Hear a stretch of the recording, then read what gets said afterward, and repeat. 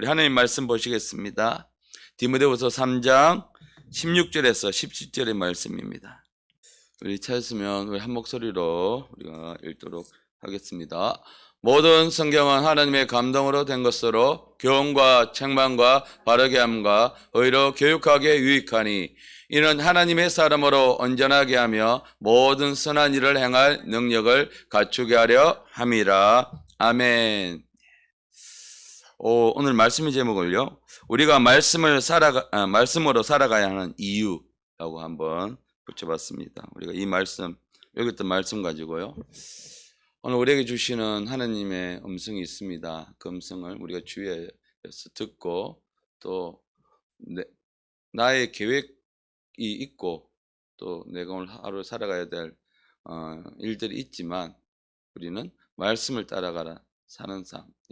그래서 내 뜻과 내 고집과 내 계획이 아니라 오직 하나님의 말씀, 하나님의 주신 음성을 따라 살아가는 우리가 되기를 원합니다. 우리는요, 말씀을 따라 이제 말씀으로 사는 존재들이죠. 그래서 말씀이 없이 살아간다는 것, 그리스도인으로서는 마치 우리가 공기 없는 삶을 살아가는 것. 그렇죠? 우리가 얼마 못 견디고 다 죽겠죠. 마찬가지입니다.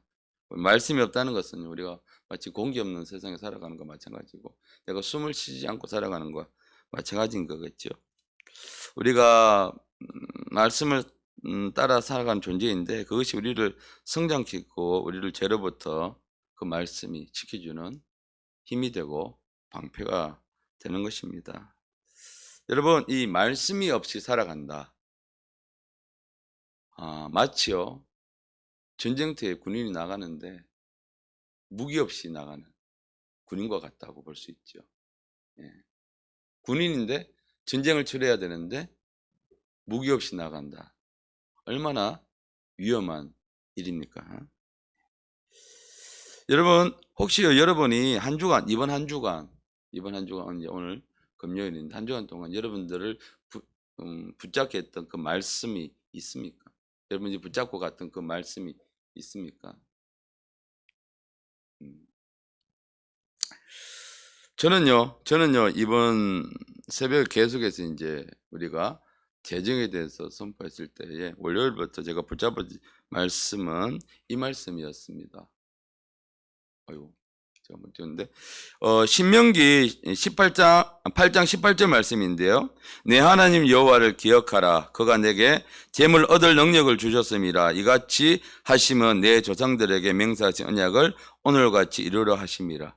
기억나십니까? 저는 월요일 첫날 이 말씀을 들으면서 이 말씀을 자꾸 제가 일주일 동안 기도해 왔습니다. 정말 이 말씀이 강력하게 이게 다가와서 제가 새벽마다 이 말씀 붙잡고 기도할 수 있었습니다.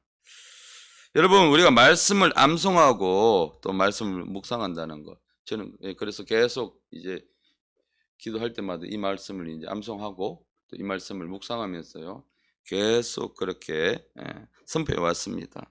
우리가 말씀을 암송해야 되는 이유가 뭘까? 그냥 그리스도인이니까 내가 아는 말씀, 암송하는 말씀은 몇 가지가 있어야 되니까 그게 아니고요. 우리가 말씀을 암송하는 이유는 우리가 그 말씀대로 삶에 적용하고 살아내려고요. 그 말씀대로 내 말씀에 내 머릿속에 있으면, 물론 우리가 여러 가지 말씀을 할 수 있는 도구들이 참 요즘은 많이 있습니다만 더 확실한 것은 그 말씀이 내 속에 있을 때에 내가 그 말씀을 붙잡고 늘 그 말씀이 내 속에 있기 때문에 늘 그 말씀을 가지고 적용하고 살아낼 수 있다는 것이죠. 그래서 우리는 이 말씀을 암송해야 되는 이유가 거기에 있습니다. 교회에서 시키니까 내가 그리스도인이니까 내가 말씀을 암송해야지. 왜냐하면 그게 아니고요. 나에게 다가오는 말씀이 있으니까 그 말씀을 내가 붙잡고 그 주일에 말씀을 들을 때 주시는 말씀이든 아니면 새벽에 나에게 주시는 말씀이든 그 말씀이 내가 말씀을 따라가고 내가 말씀을 붙잡으려면 나를 주관하는 말씀이 있어야 되거든요.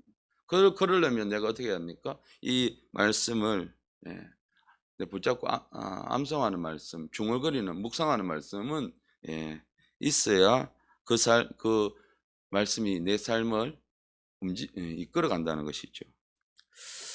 이래서 암송하기 가장 쉬운 방법은 여러분 묵상입니다. 묵상 계속 반복해서 내 입으로 엎조리는 거, 중얼거리는 거, 반복해서 말하는 것을 묵상이라는 거냐. 그냥 이거 엎조리는 것이 아니라 그 말씀을 생각하면서 아까 우리가 봤던 신명기 8장 18절 말씀처럼요. 그 말씀을 우리가 기억하고 그것은 어떤 말씀입니까? 내 하나님 여호와를 기억하라. 그러면서 그가 내게 뭘 줬다? 물질을 얻을, 재물을 얻을 능력을 주셨습니다. 이 말씀이 내 속에서 이루어지고 우리 삶에서 이루어지기를 우리는 간절히 원하지 않습니까? 그러면 우리가 이 말씀을 계속 엎조리는 것이죠. 우리가 반복하는 것이죠. 그래서 이 말씀을 선포하고 암송이 되는 거고 이 말씀이 나아가서 정말로 우리 삶 속에 필요한 물질들이 채워지도록 말씀이 나가서 일하는 것이죠. 그것이 바로 우리가 여러분 이 말씀의 묵상이고 암송인 것입니다. 그래서요 우리 그리스도인들은 우리가 설교를 들을 때 청종한다, 그렇죠? 집중해서 귀를 기울여서 하나님 대체 오늘 나에게 무슨 말씀을 주시나. 말씀이 아무리 어려워도 도대체 앞에 서서 말씀을 선포하신 분이 되게 어렵게 말씀을 선포해도 내가 청종해서 귀를 기울여서 그 말씀 중에 내가 단어 하나라도 내가 오늘 얻겠다라고 집중해서 하게 되면 들린다는 것이죠. 그런데 애초부터 내가 닫아놓고 오늘 예배 가운데 오늘 설교가 오늘 설교 빨리 마치고 난 다른 일을 해야지 하면 안 들립니다. 자, 그리고요, 여러분 또 제가 붙잡은 말씀이 한 가지가 돼 있었는데 로마서 6장 13절 말씀인데 제가 또 이게 안 띄웠네요. 죄송합니다. 로마서 6장 13절 말씀이 또 뭐가 있냐 그러면 여러분이 잘 아는 말씀이에요. 또 너희 지체를 불의의 무기로 죄에게 내주지 말고 오직 너희 자신을 죽은 자 가운데 다시 살아난 자 같이 하나님께 드리며 너희 지체를 의의 무기로 하나님께 드리라. 로마서 6장 13절에 이 말씀입니다. 그러니까 제가 이 말씀을 붙잡으면서 제가 좀 전에 여러분들에게 말씀이 우리를 죄로부터 막아주는 방패의 역할을 한다라고 이야기했죠. 그래서 우리가 이 말씀을 제가 계속 붙잡으면서 우리는 육신을 입고 있기 때문에 늘 죄의 유혹에 제가 늘 우리를 유혹하고 원수 마귀가 우리를 죄를 짓도록 유혹한단 말이죠. 늘 우리가 그런 유혹 속에 있는데 우리가 이 말씀을 붙잡음을 통해서 그런 유혹이 찾아올 때마다 이 말씀을 붙잡고 내 자신을 불의의 무기로 죄에게 내어주지 않겠어. 오직 죽은 자 가운데서 다시 산 자 같이 난 하나님께 드릴 거야. 그래서 내 자신을 오늘 이번 한 주간 또 의의 무기로 하나님께 내어 드릴 거야.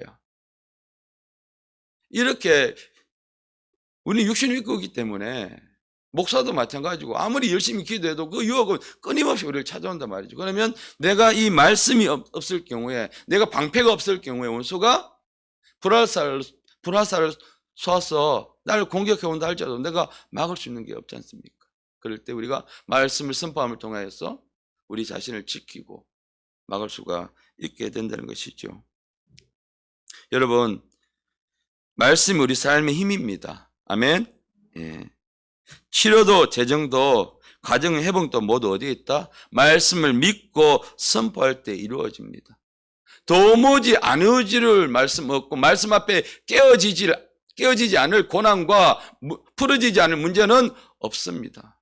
그러면 하나님은 틀렸죠. 문제보다 작은 하나님이시죠. 아무리 말씀을 선포했는데 아무리 기도했는데 내 말씀이 풀어지지 않고 내 말씀이 해결되지 않는 문제가 있다. 그러면 하나님은 우리에게 어떤 존재입니까? 우리가 하나님을 믿고 말씀을 선포할 이유가 전혀 없지 않습니까? 이렇게 예배드릴 때에 예배드릴 시간에 내가 잠을 좀 더 자고 그 문제를 내가 스스로 해결하기 위해서 방법을 찾아 나서고 그래야 되겠죠. 그거 우리가 믿지 못하기 때문이에요. 우리가 믿지 못하기 때문에 말씀을 선포해도 우리 삶에서 문제 풀어짐의 역사나 깨어짐의 역사가 일어나지 않는다는 것입니다. 그래서 여러분 믿고 우리가 말씀을 믿고 선포할 때 반드시 역사가 이루어지고 풀어짐의 역사가 일어나게 되는 것입니다. 자, 며칠 전에요 저희 집사람 한 사람이 도움을 요청했습니다. 평소에 이제 좀 친하게 지내는 지인인데 교회를 다니다가 요즘 쉬고 있는 사람이에요. 근데 그 사람도 이게 심한 우울증 때문에 너무 많이 이제 힘들어하고 있어서 대화를 할 사람이 필요하다고 그래서 저희 집사람한테 이제 도움을 요청했습니다. 예, 여러분 잘 아시다시피 저희 집사람 여러분께서 많이 이제 기도를 많이 해주셔서 많이 평안함을 얻고 있는데 그래도 여전히 계속 이제 이명에는 시달리고 있습니다만은 그래서 본인이 힘들지만 그래도 그 만남을 가지려고 나갔습니다. 그런데요, 그때 그 만남 속에서 하나님의 놀라운 역사가 일어났습니다. 평소에 저희 집사님의 성격은 누구 앞에 나가서 말을 잘 못하는 성격이에요. 잘 못하는 성격인데 그날 이제 그 지인과의 만남을 통해서 자신이 이런 어려움들 이 과정 속에 있을 때 만난 하나님을 담대하게 전하기 시작을 했습니다. 하나님께서 자신에게 주신 말씀이 있대요. 어떤 말씀을 주셨냐면 말씀을 읽다가 또 기도하다가 하나님이 이런 음성을 들려주셨다고 합니다. 과거에 얽매이지 마라. 과거에 붙잡혀 살지 마라. 이 부분에 대해서는 나중에 한번 제 집사님이 또 하나님 앞에서 큰 은혜 가운데 간증할 날이 있을 텐데 그때 들으시고요. 그 음성을 듣고 나서 자신을 용서하기 시작했답니다. 자신을. 이게 정말 중요하거든요.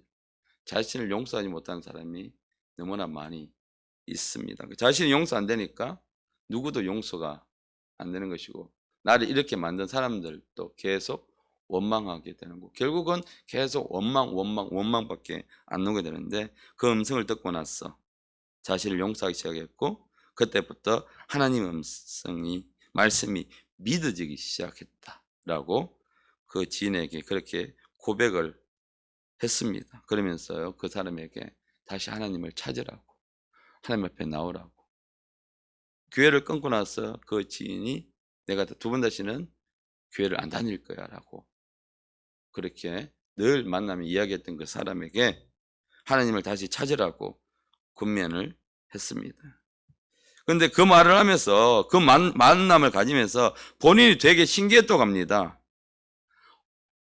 평소에 누구한테 가서 이렇게 막 복음을 전하고 이렇게 못하는 자신을 너무나 잘 알고 있었는데 그날따라 자기가 준비한 것도 아니고 내가 가서 이렇게 해야 되는 것도 아닌데 성령께서 말하게 하심을 통해서 그 지인에게 살아계신 하나님, 내가 경험한 하나님을 가감없이 전하기 시작했는데 자기가 그렇게 말하는 걸 자신을 보고도 굉장히 놀랬다고 이야기를 저에게 와서 했습니다. 그래서 그 이야기를 하는데 얼마나 행복해 보이든지 정말 그렇구나 하는 성령께서 말하게 하시면 성령께서 역사하시니까 아주 담대하게 막힘없이 복음을 선포할 수 있었다라고 이야기합니다.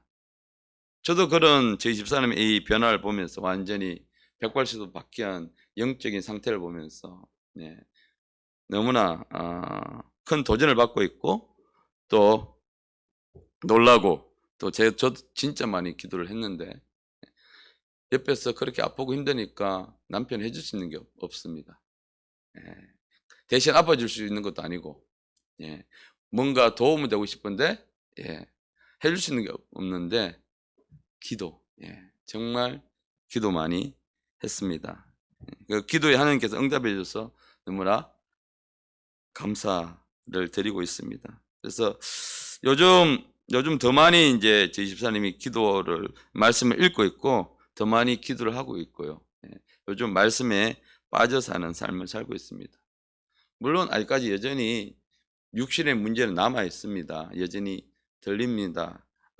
많은 그래서 여러분 수요일과 금요일에 와서 기도할 수 함께 예배드릴 수 없는 이유가 거기 있습니다. 없지만 어느 때보다 더 간절하게 지금 집에서 예배를 드리고 있습니다. 여러분, 이것이 뭐다? 말씀의 힘입니다. 그전에는 말씀을 보지 않던 그 사람이 말씀에 빠져 살기 시작하면서 하나님의 음성을 듣기 시작하고 그 속에서 평안을 누리고 여전히 문제는 여전히 있지만 그 문제보다 더 크신 하나님을 더 절실하게 찾고 구하고 있는 그 모습을 통해서 하나님을 경험하고 있는 그 삶을 살고 있는 것, 그것이 바로 다 말씀의 힘이라는 것입니다. 이것이 바로 말씀에 사로잡힌 사람의 모습입니다. 지금 내가 큰 어떤 문제 가운데 있습니까? 여러분, 하나님의 말씀으로 들어가시길 바라고 하나님을 찾으시길 바랍니다. 여러분, 우리가 왜 성경을 읽어야 하는가? 이는 단순히 우리가 영적으로 성장하기 위한 그런 아니라 이 말씀이 하나님이시기 때문입니다. 말씀이 하나님이시기 때문에 신앙적으로요, 여러분, 이 말씀을 보다 보면 하나님을 만나고 하나님의 음성을 듣습니다. 그래서 우리는 말씀을 읽어야 합니다. 근데 신앙적으로 침체한 사람들의 특징을 보면 말씀을 보지 않아요. 뭐 겨우 예배는 드리는데 어쩔 수 없이 내가 믿는 사람이라 겨우 예배는 드리는데 저는 저희 집사람의 모습이었습니다. 겨우 예배는 드리는데 말씀은 보지 않아요. 그러니 하나님을 경험할 수도 없고 하나님을 만날 수도 없고 늘 내 속에 불평과 원망과 한탄과 이런 것들로 그냥 그 삶을 살아가게 되는 것이죠. 이것은 무엇입니까? 하나님과 단절을 의미합니다. 여러분, 회복의 비결은 내가 지금 다시 살아나고 싶다, 다시 문제가 우리 회복되는 걸 경험하고 싶다, 그러면 말씀을 읽으시면 됩니다. 말씀이 안 읽혀도 내가 하나님 말씀 앞에서 무릎 꿇고 말씀 읽는 게 힘들거든요. 결코 쉬운 일 아니거든요. 꿀송이처럼 달아서 내가 말씀을 읽고 싶다, 처음부터 그렇게 되지 않습니다. 저도 그렇게 되지 않습니다. 사역자도 그렇게 해서 말씀 읽지 않습니다. 읽어야 하니까 읽다 보니까 꿀송이처럼 말씀이 달게 되는 것이죠. 자, 우리가 여러분 이제 말씀을 따라 이렇게 살기 위해서, 말씀을 따라 살기 위해서는 반드시 우리는 뭘 해야 되는가? 성경을 읽어야 합니다. 여러분, 성경은 오늘 하나님의 감동으로 쓰여졌다고 오늘 디모데후서 3장 6절에서 16절에서 말씀하고 있습니다.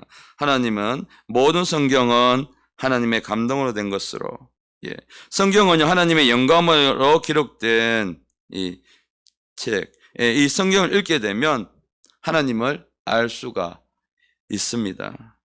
여러분, 우리가 어떤 책을 보게 되면 그 작가의 가치관이나 생각이나 이런 것들을 엿볼 수가 있죠. 그 작가가 쓴 책을 읽게 되면.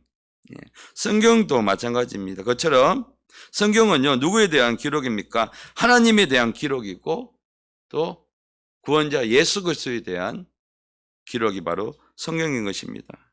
그래서 성경은, 여기서 가장 중요한 것은요, 성경에서 이렇게 이야기하고 있지요. 오늘 고린도 15절 말씀에 보면 성경은 구원에 이르는 방법에 대해서 이야기를 하고 있다라고 하고 있습니다. 함께 읽겠습니다.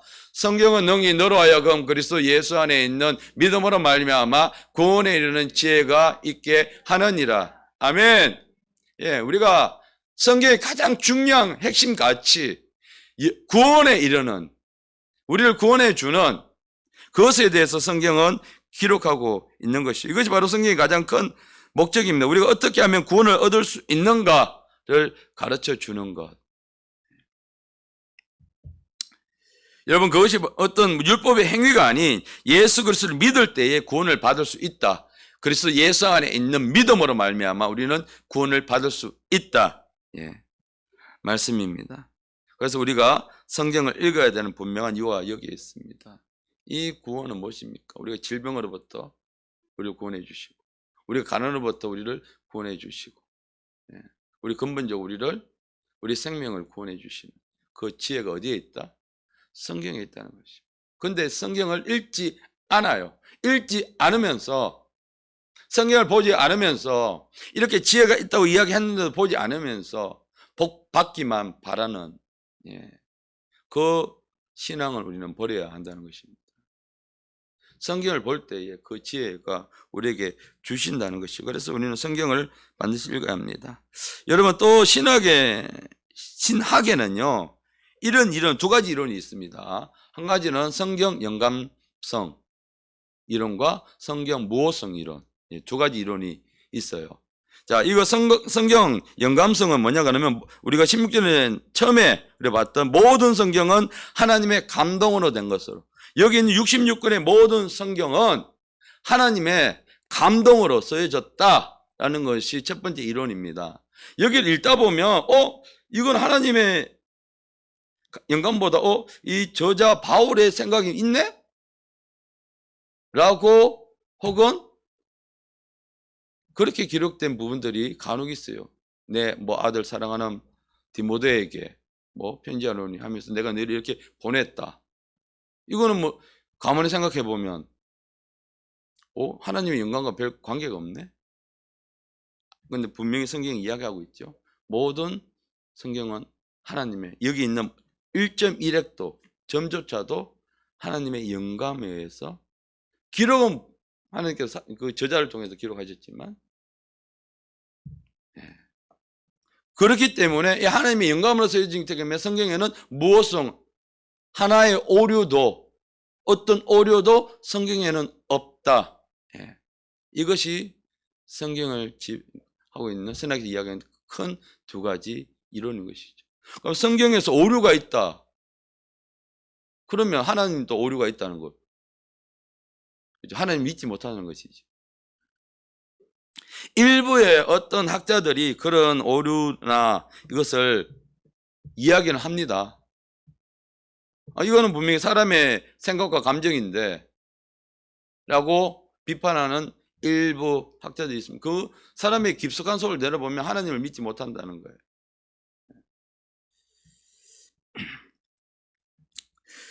여러분, 그래서요 성경 전체는 비록 사람들에 의해서 기록되었지만 작가의 생각이 아니라 이 66권 모두 하나님의 영감, 즉 성령의 영감으로 기록됐고, 그렇기 때문에 어떤 오류도 없다는 것입니다. 그래서 우리는 성경을 절대적으로 믿어야 합니다. 성경을. 그래서 우리는 성경을 해석할 때에 내 생각으로 해석하면 절대 안 됩니다. 우리가 이 성경을 절대적으로 믿는, 거기서부터 우리가 뭐가 시작되냐면 우리의 신앙이, 믿음이 거기서부터 시작돼야 돼요. 이 성경에는 어떤 오류도 없다. 내가 이 성경을 제가 100% 믿습니다. 믿지 못하면 우리가 신앙생활 할 때 큰 어려움이 있습니다. 이렇게 우리가 하나님의 영감으로 쓰여진 이 성경을 우리에게 주는 유익이 있다고 오늘 우리가 읽었던 본문에서 4가지 정도로 이야기를 하고 있습니다. 자, 첫 번째, 우리가 성경을 읽게 되면 우리에게 주는 유익이 무엇인가? 첫 번째는 바로 교훈입니다. 3장 16절에 보면 모든 성경 교훈과라고 하죠. 이 교훈은 가르침입니다. 말씀에 의한 가르침. 그러니까 예수 그리스도 안에서 명확하게 나타나는 하나님의 계시에 대한 이 지식을 가르치는 것, 하나님의 뜻을 가르치는 것, 이 가르침이 첫 번째 유익이고, 두 번째는요 책망입니다. 이 책망은요 꾸짖다, 질책하다, 징벌하다는 뜻을 가지고 있어요. 어떤 교회 안에서 잘못을, 특별히요 이 그리스도의 몸으로 몸된 교회를 이 교란케 하는 어떤 세력들이나 일제 행위들에 대해서 심판하는 활동이 바로 이 책망인데요.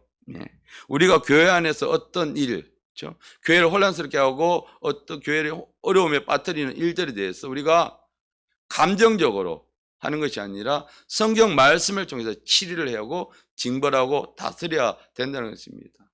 생각도 하게 되면 내 생각은 맞고 이 사람 생각은 틀려. 이렇게 되면 교회가 반쪽으로 나눠지게 된다는 것이죠. 우리가 내 생각도 상대방의 생각도 성경에 비춰봤을 때에 내 생각이 틀리다 그러면 회개해야죠. 그래서 그렇기 때문에 그래서 이 두 가지 측면이, 그래서 이 책망이고요. 세 번째는요, 바르게 함. 이 바르게 함입니다. 우리 그리스도인들을 권면하면서 이게 교정하고 옳은 길을 향하도록 지도하는 일체의 행위들. 예.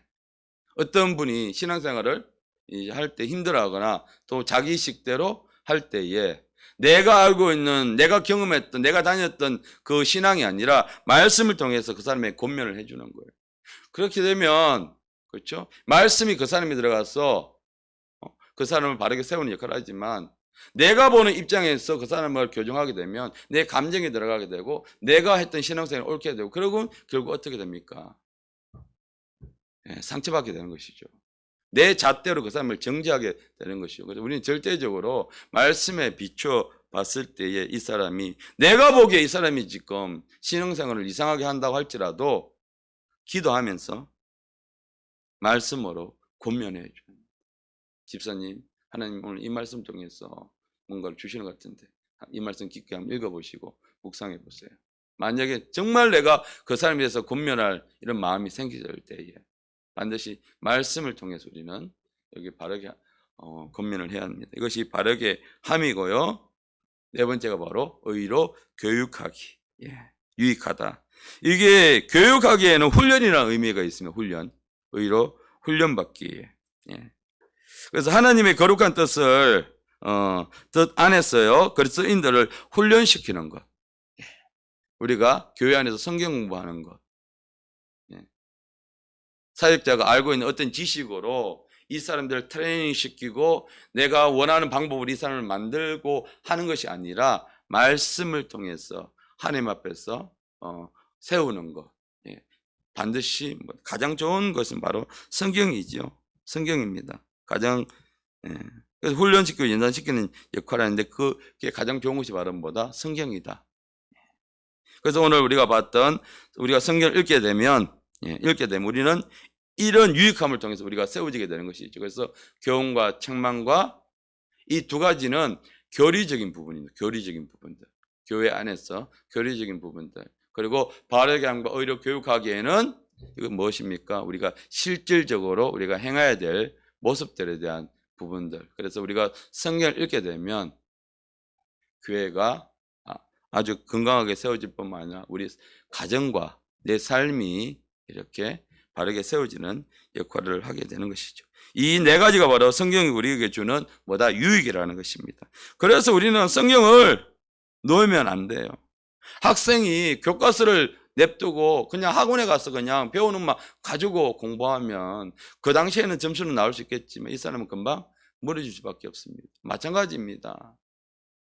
성도가 성경을 보지 않고 어디 가서 좋은 목사님들이 그냥 설교만 계속 듣고 다녀. 그 당시에는 은혜를 받게 되겠죠. 뭔가 깨닫게 되겠죠. 근데 그거는요, 그냥 모래 위에 쌓는 집에 불과합니다. 말씀이 없으니까요, 어떤 어려움이 있으면 금방 화라락 무너집니다. 그래서 우리는 더 우리 스스로가 말씀에 집중하고 말씀 읽는 사람들이 되어야 합니다. 여러분, 그래서 우리가 성경을 읽으면요, 하나님의 사람으로 바르게 세워질 수 있습니다. 하나님의 일은요, 여러분, 세상의 실력으로 감당할 수 있는 것이 절대 아닙니다. 세상의 지식들, 세상에는 얼마나 뛰어난 사람들이 많이 있습니까? 근데 세상이 주는 지식은요, 모래 위에 짓는 집과 같기 때문에요. 그래서 우리는 말씀 위에 실력을 쌓고 지식을 쌓아서 절대 무너지지 않는 사람으로 우리가 세워져야 합니다. 그래서 우리가 성경을 읽게 되면 하나님의 사람으로 온전하게 되면, 이 온전하게 된다는 것은 가장 적합하다, 합당하다. 그 사람이 가장 적합하고 합당하다. 말씀에 쓰이는 사람이 하나님 보시기에 가장 적합한 사람이고 쓰시기 합당한 사람이 되는 것입니다. 지식 중요하죠. 아는 거 중요하죠. 실력도 중요하죠. 근데 말씀이 빠져버리고 그냥 지식과 실력이 중요한 사람은 하나님 일을 절대적으로 끝까지 감당할 수가 없습니다. 그렇다면 하나님께서 세상의 모든 엘리트들을 세워서 목사로 만들겠죠. 왜? 중요하니까 그 자리가. 실력이 뛰어나고 많은 것을 알고 세상의 모든 지식을 다 섭렵한 사람들을 하나님은 앞에 지도자로 세웠어. 근데 하나님께서 사람을 세우실 때는 그게 아니라는 것이죠. 중요한 것은 우리가 말씀입니다. 말씀. 그래서 17장 우리가 17절 말씀 10절 함께 읽겠습니다. 이는 하나님의 사람으로 온전하게 하며 모든 선한 일을 행할 능력을 갖추게 하려 함이라. 아멘. 그러니까 이 모든 성경은 이런 유익이 4가지가 있는데 왜 이런 우리 이 유익이 있는 이 성경은 이것을 통해서 뭘 하시려고 하나님이 17절에서 하나님의 사람으로 온전하게 하며 하나님의 사람으로 가장 합당하고 적합한 사람을 만들며 모든 선한 일을 행할 능력을 뭘로? 말씀을 통해서 갖추게 하시려고요. 우리에게 이 말씀을 주시고 성경을 그렇게 읽으라고 하시는 것입니다. 그래서 우리가 성경을 읽고 그 말씀을 행할 때에 또 행함으로 훈련할 때에 말씀은 하나님의 사람으로 온전하게 그 사람을 만들어가게 된다는 것이죠. 세상에서 소위 말하는 루저라고 세상이 일컫는 사람들, 불리는 사람들일지라도 말씀으로 훈련되면 세워진 사람은요 가장 하나님 일하기에 합당한 사람이 되는 것입니다.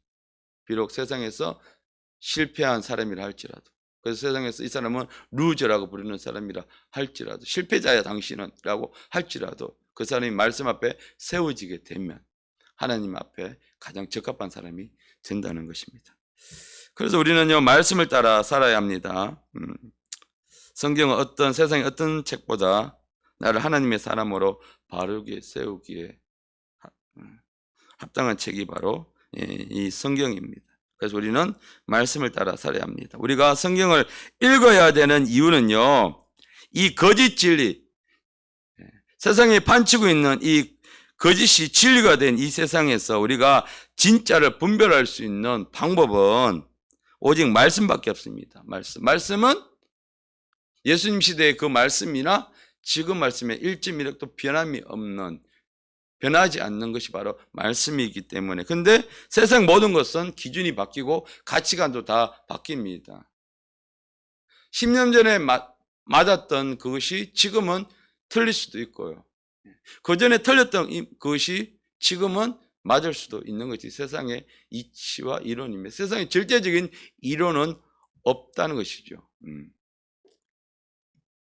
그래서 우리가 그리스도인들이 어떻게 살아가야 되는지를 분명히 우리에게 말씀해 주겠습니다. 로마서 12장 2절 말씀 함께 읽겠습니다. 너희는 이 세대를 본받지 말고 오직 마음을 새롭게 함으로 변화를 받아 하나님의 선하시고 기뻐하시고 온전하신 뜻이 무엇인지 분별하도록 하라. 여기서 우리가 그리스도인들이 어떻게 세상을 살아가야 되는가, 세상에 빠르게 변하고 있는 그 이론과 가치관을 쫓아서 살아가지 말고, 너희는 이 세대를 본받지 말고, 이 세대가 맞다고 하는 그 이론이라 할지라도, 이 세대가 맞다고 하는 많은 사람들이 따라가는 그 이론이라 할지라도 그것을 본받지 말고 마음을 새롭게 함으로 변화를 받았어. 무엇으로요? 말씀을 통해서 그 안에 있는 하나님의 선하시고 기뻐하시고 온전하신 뜻이 무엇인지 분별하도록 하라. 이게 되려면 우리는 어떻게 해야 합니까? 우리가 뭘로 기준이 있어야 합니까? 말씀이라는 것이죠. 말씀. 그러니까 우리가 말씀이 항상 내 속에 있어야 되고, 항상 암송돼야 되고, 묵상돼야 되는 말씀이. 힘들게 내가 일을 할지라도 내 속에서 이 말씀이 있게 되면 그 말씀이 나에게 힘을 준다는 것입니다. 그래서 시편 119편 105절 말씀에 주의 말씀은 내 발의 등이요 내 길의 빛이니이다. 도저히 이 세상에서 내가 어떻게 살아가야 될지 앞이 안 보일 때에 사람에게 도움을 요청해 봐도 길이 보이지 않을 때에 뭐가 주의 말씀이 내 발의 등이 되는 것이고요, 내 길을 보여주는 빛이 된다는 것입니다. 그래서 우리는 이제 말씀을 마무리하면서 우리가 말씀을 따라 살아가야 하는 이유는 무엇입니까? 17절에 이렇게 우리에게 말씀하고 있지요. 하나님의 사람을 온전하게 하며 모든 선한 일을 행할 능력을 우리에게 갖추게 하기 위해서 우리는 말씀을 따라 살아가야 하는 것입니다. 여러분 오늘도요 우리에게 이 묵상하는 구절이 있습니다. 이 묵상하는 말씀을 이런 붙잡고 기도하시길 바랍니다. 우리가 말씀을 따라 왜 살아가야 하는가? 하나님의 사람으로 내가 합당하게 세워지기 위해서, 그리고요 모든 선한 일을 행한 능력, 세상의 실력이 아니라 하나님의 그 능력을 말씀 통해서 갖추어서 내가 하나님의 사역에, 하나님 나에게 맡기신 일에 합당하게 능력을 갖춘 사람이 되기 위해서 오늘도 우리는 이 말씀을 붙잡고 기도해야 하겠습니다.